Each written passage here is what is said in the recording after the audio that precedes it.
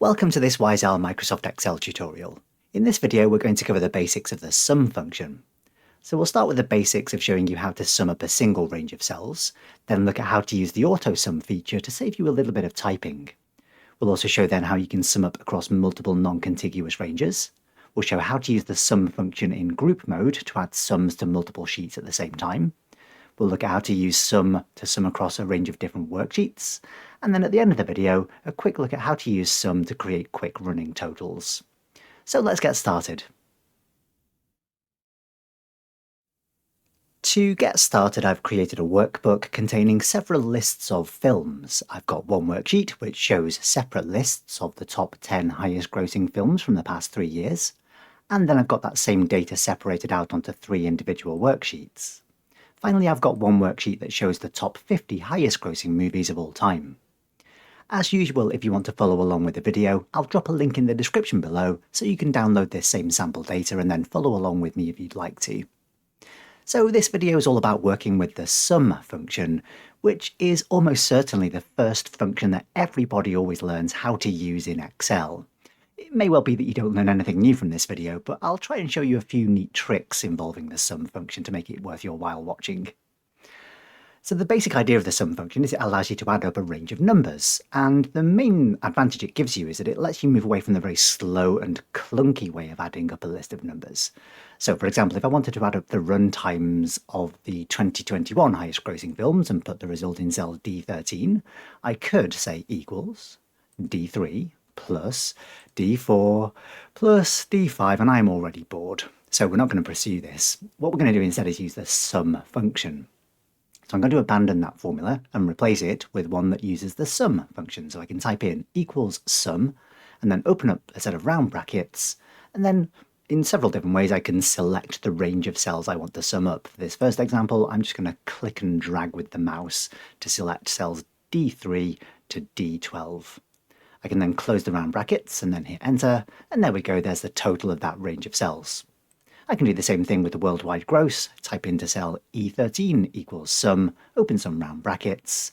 This time I'm going to use the keyboard shortcuts to select my cells rather than clicking and dragging with the mouse.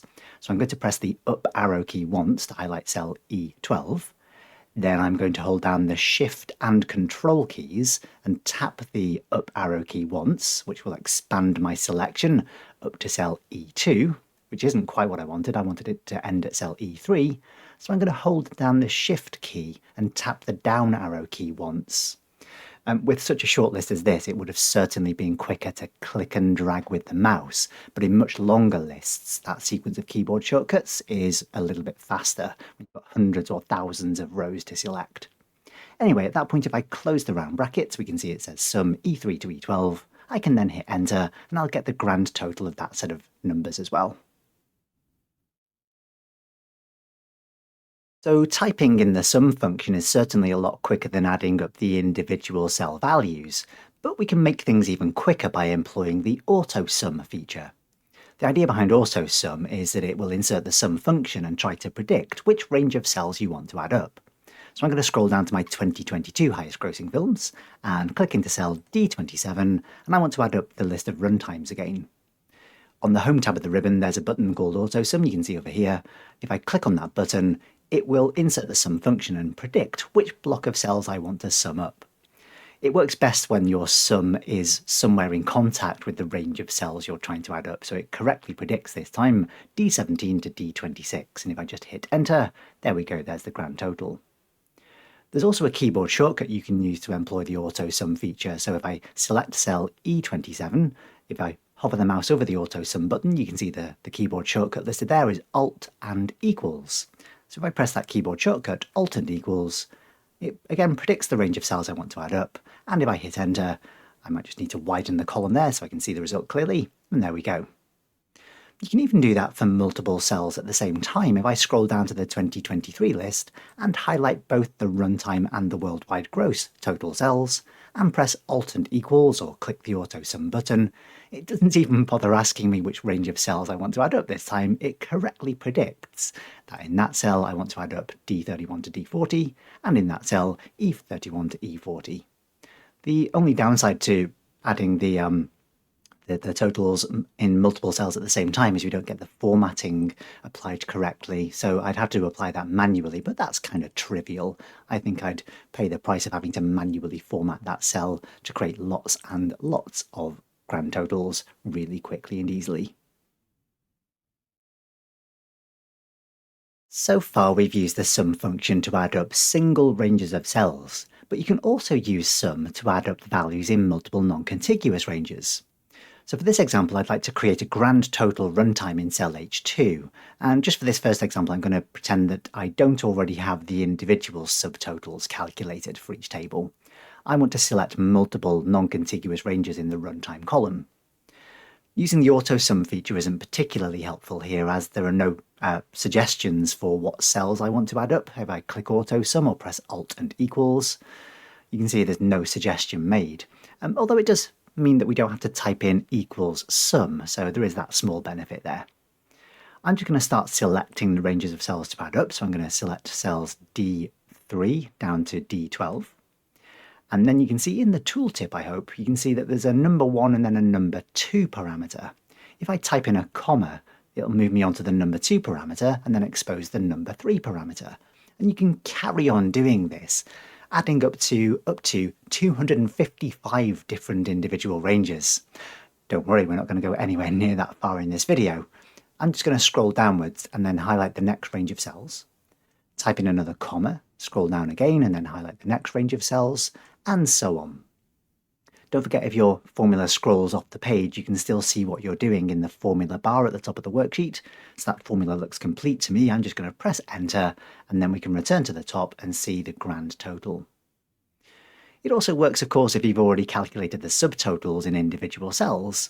So I'm going to go down to cell H3 this time, and I'm going to press Alt and equals again. This time I do get a suggestion for the range of cells I want to add up, although it's not a particularly helpful suggestion. I don't want to add up the runtime and the worldwide gross for one single film. I'm going to select cell E13 this time, so that's the cell containing the subtotal for the worldwide gross for 2021.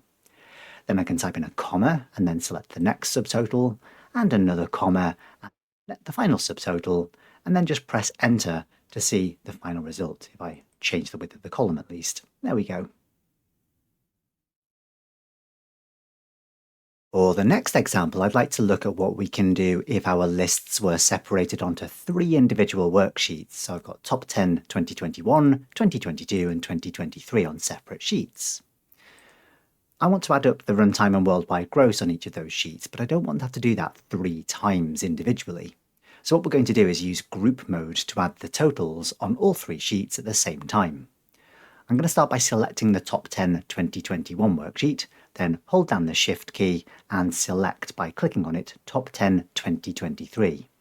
You might just be able to make out that that highlights all 3 worksheet tabs in white, and you should see that you've got the word group in the title bar of your application up at the top.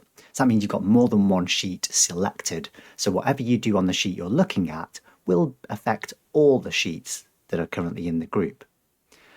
So this is going to work nicely because our grand totals are going to appear in the exact same cells on each of these 3 sheets, in cells D13 and E13. I'm just going to select those 2 cells on the sheet that I'm looking at, and then I can either click the AutoSum button or press Alt and equals, and that will instantly insert the grand totals for the sheet that I'm looking at. But also on each of the other sheets as well. If I click onto the 2022 and 2023 worksheets, you can see that it's added the totals there as well. I think we want to make sure we've formatted the worldwide gross total, so I'm going to select that cell, and then I'm just going to use the currency format button. I'll hit the drop down arrow to the right of it, choose dollars English United States, and then just reduce the decimal places to none. And that again will have affected all 3 worksheets in the group. The most dangerous thing I think about group mode is forgetting that you're in group mode, and then you start doing other things to a worksheet that you only want to apply to one single sheet. So to exit from group mode, the best thing to do is just click on any sheet that isn't currently in the group. I'm going to head back to my top 10 by year worksheet, and that exits group mode, and now we can treat each worksheet individually again. So now I've got my subtotals spread across 3 different individual worksheets. What if I wanted to create a grand total of those 3 sheets on the top 10 by year worksheet? I'm going to start by quickly copying and pasting these grand total headers. I'm going to copy runtime and worldwide gross into a couple of cells just below. One way to work out the total runtime would be to take the kind of long-winded, clunky manual approach again. I can type in a formula in cell H5 there, saying equals, and then individually click on each of these cells on each worksheet, adding each one by one. But again, that's really tedious and quite boring. I'm definitely bored of doing that already. I'll get the right result, of course, if I hit enter, 4,185, matching what we've seen previously, but it's not a really efficient way to do things, particularly when you have many worksheets. So let's clear out that formula. What we're going to do instead is employ the sum function to sum across a range of worksheets. You'll sometimes hear this referred to as a punch-through analysis. So if you imagine laying each of these three worksheets on top of each other, the position of cell D13 is in exactly the same place in those stacked sheets. And if we punch through cell D13 and add up the range of values across all those cells, we'll get the same result. So let's head back to the top 10 by year worksheet and start in cell H5 by typing in equals sum. Then I want to head to the first worksheet in my stack. I'm going to click on cell top 10 2021 and select cell D13. Then what I'm going to do is hold down the Shift key, just as we did when we went into group mode earlier, and then click on the last worksheet in the stack, which is going to be top 10 2023. Again, you should see the highlighting of the tabs at the bottom indicates you've highlighted all three sheets between top 10 2021 and 2023. You can see the formula in the formula bar at the top as well. It says sum top 10 2021 to top 10 2023, just cell D13. At that point, if I close the round brackets and then hit enter, it will return me to my original worksheet and I'll see the exact same total. That probably wasn't much shorter than adding up the individual cells when we have only three worksheets, but the more worksheets you have, the quicker and more efficient this technique will become. Let's just replicate that for the worldwide gross as well. I'm going to start in cell H6 with equals sum, and then select cell top 10 2021 and select cell E13. Hold down the Shift key, click on the last worksheet in the stack, close the round brackets, press enter, and there's our total again. Again, we should just make sure we've got the same formatting so it's a little bit easier to compare. And we can see once again we've got the exact same figures. So we've been using the sum function so far to create single subtotals or grand totals in single cells. But you can also use the sum function to create things like running totals. To demonstrate this, we're going to head into the top 50 box office worksheet. Now, I've got a range of different columns here we could choose to add up. I'm going to pick the runtime column. What I want to do is not add up all of the values in that column and produce one single answer. I want to create a column in column H that's going to accumulate the values in the runtime column. So we're going to create a running total runtime. Let's add that as a title to column H, running total runtime. So we're going to use the sum function to do this. I'm going to start by saying equals sum, open some round brackets, and then point to cell D2. Then I'm going to type in a colon character, which will add cell D2 after the colon automatically. Then I'm going to close the round brackets. Now at the moment, of course, if I said sum D2 to D2, it would just give me the result of the value in cell D2, 161. What I'd like to be able to do is fill this formula down the column, and each time I fill the formula downwards, I want the initial cell reference to remain the same, D2, but the second cell reference to update to D3, then D4, etc. So to do that, we can fix the first cell reference using absolute cell referencing. I'm going to click on the first cell reference D2, press the F4 key on my keyboard, and that will insert dollar symbols in front of the column letter and the row number. If I then enter that formula, as we see, it will give us the number 161.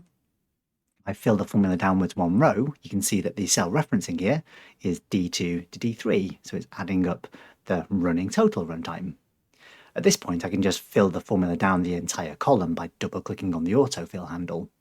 You'll notice a bunch of warnings indicating that we haven't included all of the cells we could have included, and it's not certain, Excel's not certain that we've included all the cells we wanted to add up. We definitely have, so I want to clear all those warnings. So I'm going to hover over the warning symbol, hit the drop-down arrow, and then choose Ignore Error. So we can see we get the running total runtime for all the films in that list, giving us that grand total down at the bottom. If I just head to the bottom of column D and hit Alt and equals, when I press Enter, the result will be the same. So there we go. There's a few different uses of the sum function. Some of those I'm sure you'll be familiar with already. Hopefully you saw one or two new things there as well. Thanks very much for watching, and we'll see you next time.